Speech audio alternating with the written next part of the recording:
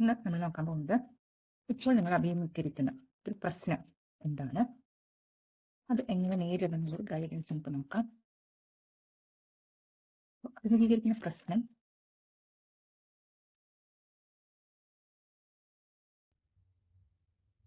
ആ പ്രശ്നം ഒഴിവാക്കാൻ പ്രശ്നം നേരിടാൻ നമ്മൾ എന്താണ് ഒഴിവാക്കേണ്ടത്,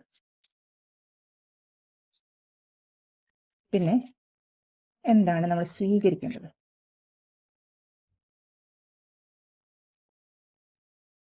ഔട്ട്കം എന്താണ് കൂടി നോക്കാൻ നമുക്ക്.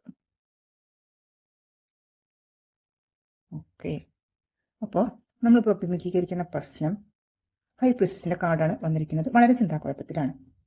എന്തൊക്കെ കാര്യങ്ങൾ നിങ്ങളിൽ നിന്ന് മറിഞ്ഞിരിക്കുന്നുണ്ട്, എന്തൊക്കെ സീക്രട്സ് പുറത്തേക്ക് വരാനുണ്ട്, അപ്പം അതിനെക്കുറിച്ച് അറിയണം എന്നുണ്ട്. അപ്പം അങ്ങനെയൊക്കെ ഒരു ചിന്താക്കുഴപ്പത്തിലാണ് നിങ്ങൾ. ആരോട് ചോദിക്കണം, ഏത് വഴിക്ക് പോകണം എന്ന് മനസ്സിലാകുന്നില്ല. ചുരുക്കത്തിൽ പറഞ്ഞാൽ എന്താണ് ഇപ്പം നിങ്ങളുടെ ജീവിതത്തിൽ സംഭവിച്ചുകൊണ്ടിരിക്കുന്ന പലതിൻ്റെയും കാരണം എന്താണ്, എന്തുകൊണ്ടാണ് ഇങ്ങനെ സംഭവിക്കുന്നതെന്നും മനസ്സിലാവാത്തൊരു സിറ്റുവേഷനിലാണ് നിങ്ങൾ. നമ്മൾ ഒഴിവാക്കേണ്ട എന്താണെന്ന് ചോദിച്ചു കഴിഞ്ഞു കഴിഞ്ഞാൽ പേജ് ഓഫ് വാൻഡ്സ് ആണ്. എടുത്തു ചാടി ഒന്നും ചെയ്യരുത്. പിന്നെ കുറച്ചും കൂടി ഇമോഷൻസിനൊരു കൺട്രോൾ കൊടുക്കേണ്ട സമയമാണ് ഇപ്പോൾ. ഒന്ന് വളരെ സൂക്ഷിച്ചിട്ട് എന്ത് തീരുമാനം എടുക്കുമ്പോൾ വളരെയധികം ചിന്തിച്ച് സൂക്ഷിച്ച് മാത്രം തീരുമാനങ്ങൾ എടുക്കുക.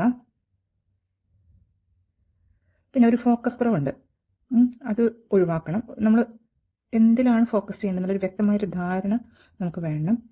ഇമ്മെച്ചുറായിട്ട് കാര്യങ്ങൾ കൈകാര്യം ചെയ്യരുത്, പക്വതയോടുകൂടി കാര്യങ്ങൾ ചെയ്യുക. പൊതുവേ ഒരു ക്ഷമ കുറവാണ്, പെട്ടെന്ന് കാര്യങ്ങൾ നടക്കണം, എന്തുകൊണ്ടാണ് സ്പീഡില്ലാത്തത് റിസൾട്ടിന് എന്നൊക്കെയുള്ളൊരു ചിന്തയിലാണ് നിങ്ങൾ. അപ്പോൾ കുറച്ചൊരു ക്ഷമയോട് കൂടിയിട്ട് കാത്തിരിക്കുക. എന്താണ് നിങ്ങൾ സ്വീകരിക്കേണ്ടത്? എംപറർ. അടുക്കും ചിട്ടയോടും കൂടിയിട്ട് മുന്നോട്ട് പോകാനാണ് പറഞ്ഞത്. കൺട്രോളിങ് പവറാണ് എംപറർ എന്ന് പറയുമ്പോൾ. ഘടനാപരം ആയ ഒരു ചിട്ടയോട് കൂടിയിട്ടുള്ള ജീവിതം മുന്നോട്ട് കൊണ്ടുപോയാൽ, അല്ലെങ്കിൽ ഇപ്പോഴത്തെ ഒരു സിറ്റുവേഷനിൽ നിങ്ങൾ ശരിക്കും സിസ്റ്റമാറ്റിക് ആയിട്ട് കാര്യങ്ങൾ കണ്ട് അതിനെ വിലയിരുത്തി അതിൽ നിന്നും തീരുമാനങ്ങൾ എടുത്തു കഴിഞ്ഞാൽ നിങ്ങൾക്ക് ഈ പ്രശ്നത്തിന്, ഇപ്പം നിങ്ങൾ പെട്ടിരിക്കുന്ന ഈ പ്രശ്നത്തിന് ഒരു പരിഹാരം നിങ്ങൾക്ക് കാണാൻ പറ്റും. ഇപ്പം നിങ്ങൾക്കൊരു അവ്യക്തത ഉണ്ടല്ലോ, അല്ല സീക്രട്സ് എന്താണെന്ന് അറിയാത്തൊരു അവ്യക്തത, പക്ഷെ അതിൻ്റെ ഉത്തരം നിങ്ങൾക്ക് ഉള്ളിൽ തന്നെ ഉണ്ടായിരിക്കും. ഒന്ന് ഗാഢമായി ചിന്തിച്ച് കാര്യങ്ങൾ നാട്ടിക്ക് പൊറിക്കൊന്ന് ചിന്തിച്ച് നോക്കിയാൽ നിങ്ങൾക്ക് ശരിക്കും മനസ്സിലാവും കാര്യങ്ങൾ എന്താണ്. Outcome, king of wands. നിങ്ങൾ ഒരു സക്സസ് ആണ് പറയുന്നത്.